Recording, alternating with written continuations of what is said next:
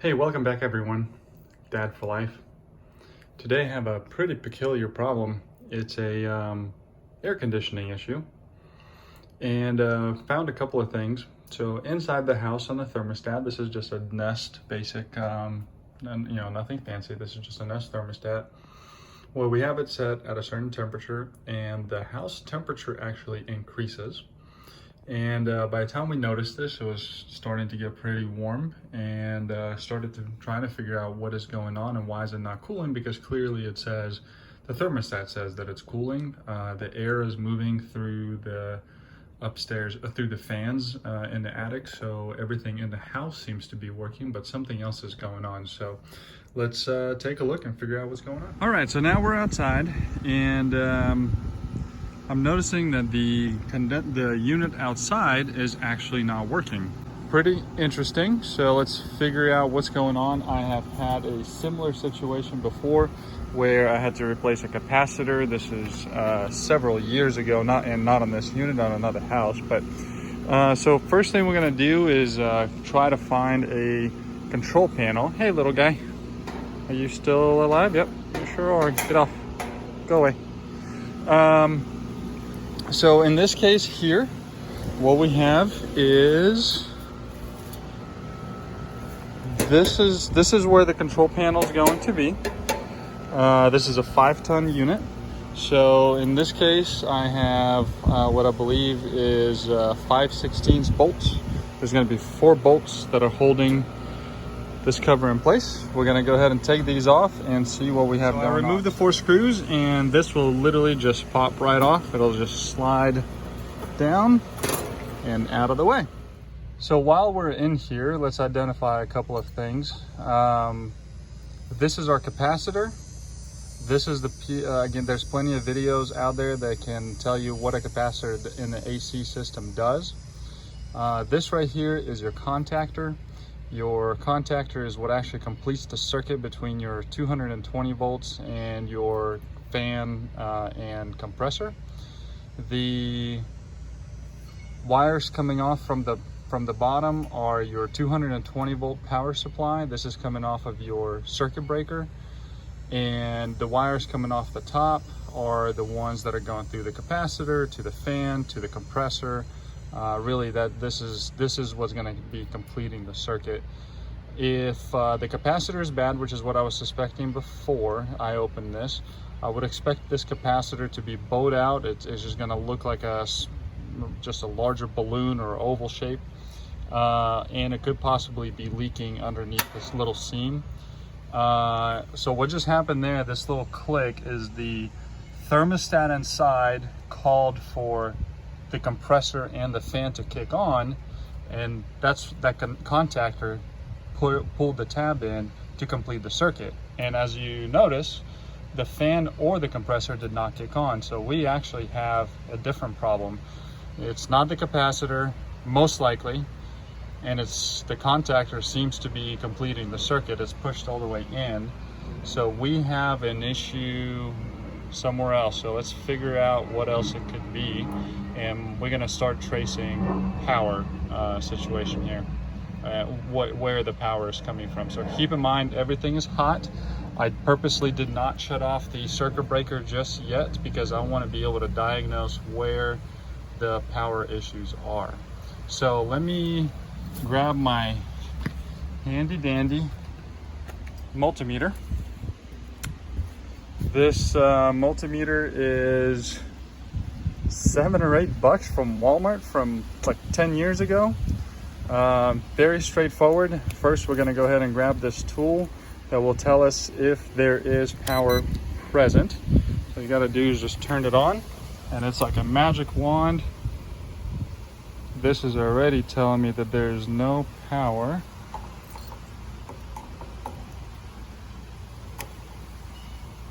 Make sure I'm on. There should be power, but there isn't. So our next step is to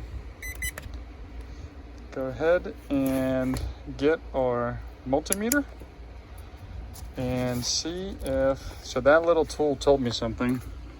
that we just did. I went a little quiet, so I apologize, but that little tool told me that we have no power here whatsoever, but the contactor is being pulled in.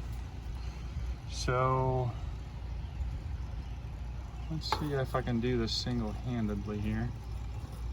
I don't have a tripod, and I'm not really set up for anything fancy here, but all I'm gonna do right now is test the, okay, I won't be able to do this one-handed, but I'm gonna be testing these positives and negatives here. And that is reading 0 volts.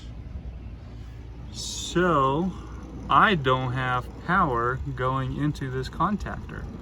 Now keep in mind, this right here, the contactor, this is being pulled in. That's a small little 24 volt, I believe, power that's coming off of the thermostat. So that's not actually, just because this is pulled in, that doesn't mean that there's any power going to the compressor and the fan, because again, those require 220 volt minimum, 220 to 240. So this is pretty peculiar. Let's start taking a look to see what we have going on here. All right, so the next thing we want to look at is actually this little control box right here. And first thing you want to do, just lifts up, and actually you can get this out of the way altogether. Just wiggle it out of the way. Just want to make sure that this is actually on, and it is in the on position. So we can go ahead and pop this cover open. It comes off really easy, and these are your actual distribution wires. And really what we're looking for is just testing, again, using the same multimeter, testing for power from the circuit box. So these two wires are going into here, which leads into the outside unit. So these are reading 0. So I have no power here. Let's check. This is coming from this box here, which is also coming from the circuit breaker. And all this box does is it feeds through this conduit right here. It feeds the wires into here, and then it splits it between this unit right here and then this unit right there. So we know that this unit has power because it was working and everything is cooling fine. This one here has, again, no volts, 0 volts. So this is becoming a bigger issue, is trying to figure out why there is no power going to the unit, that there's no 220 volt. Again, keep in mind, just because you hear this click, that all that is a little 24 volt wire that is running from the thermostat out here to tell it to click on, and that's all that's doing. That's a completely separate power source. So on to the next. Let's go figure out why we have no power. We'll meet you at the circuit breaker. All right, now we are at the circuit breaker, which is this big old box outside. In our case, it's outside. Some instances it's inside, so it just depends on where yours is. And first thing, which of course, before you do anything else, before we even went through all the troubleshooting steps, we want to make sure that nothing is tripped.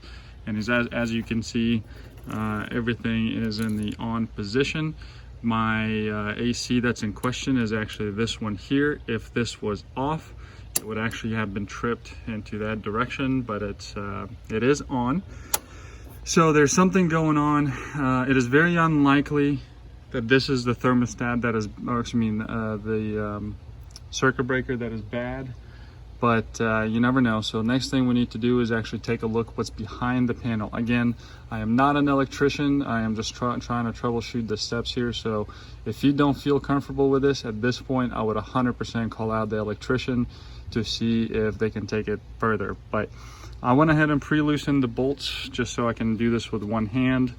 In this case, there are 3 bolts that are holding this in place here, here, and down here. And then this way I can remove this with one hand, I hope. And I can. Let's remove this out of the way. And this is what we're looking like behind the circuit breaker. So this is the brain of the power distribution to the house. So here are the two AC units, and they are running. Again, keep in mind, I'm always treating this as everything is hot, so don't be touching things you're not comfortable with. So these wires are going to what looks to be another contactor, two contactors. I'm assuming one is for the unit.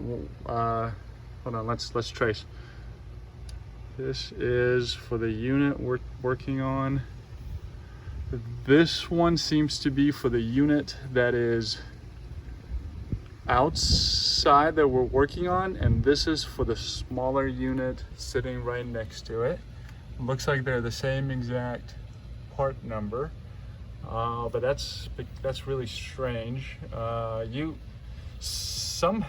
Most houses wouldn't have this, so the previous owners must have installed this. So we'll let's go ahead and do the same tests with the multimeter that we did here before. So let me go ahead and set up a multimeter where we can see it and do a test. All right, I got a little carried away on my own, kind of troubleshooting this every bit along the way, but I'll recap the steps here.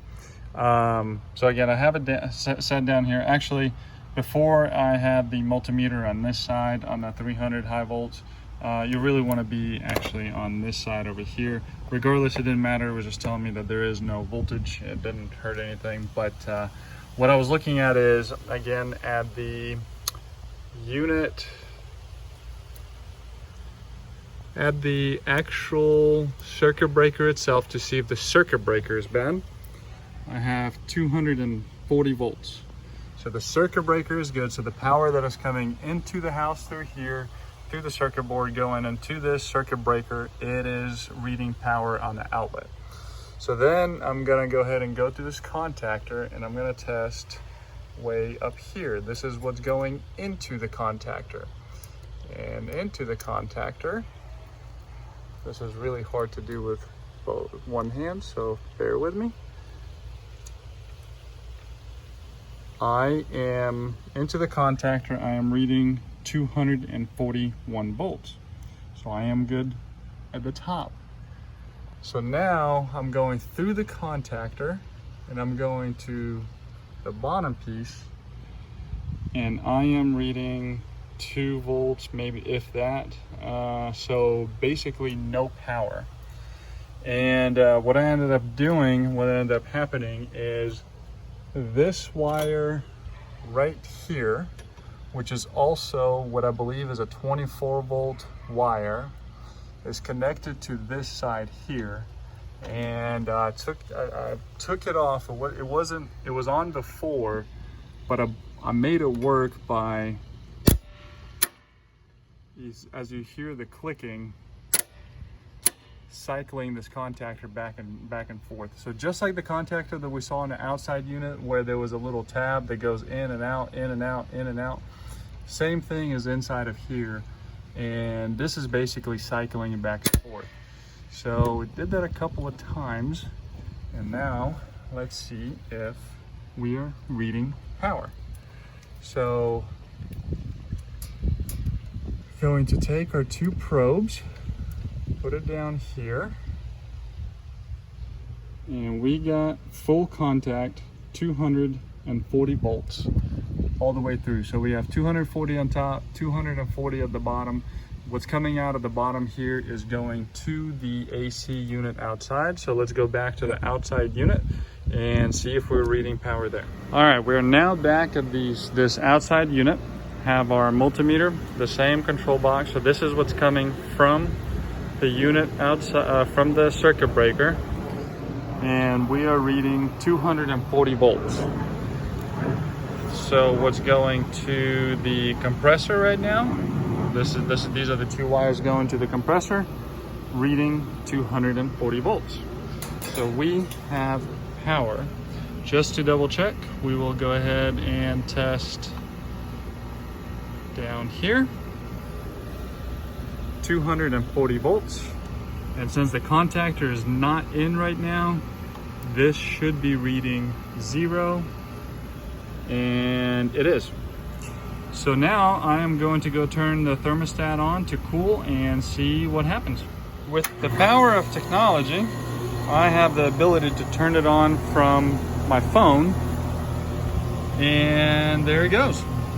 So the compressor turned on. So our culprit was the contactor that was inside the circuit breaker. So let's go back to it and look at it one more time. All right, we're back at the circuit breaker, and again, the culprit is this thing right there. So by taking off and cycling this power wire that actually pulls in that diode, that's the culprit. So it could have been a bad connection. I don't think it's a bad wire. I don't think it's a rodent issue or anything like that. But you know, with the power of the internet, I already got online, and the replacement piece is anywhere from 12 to 20 bucks.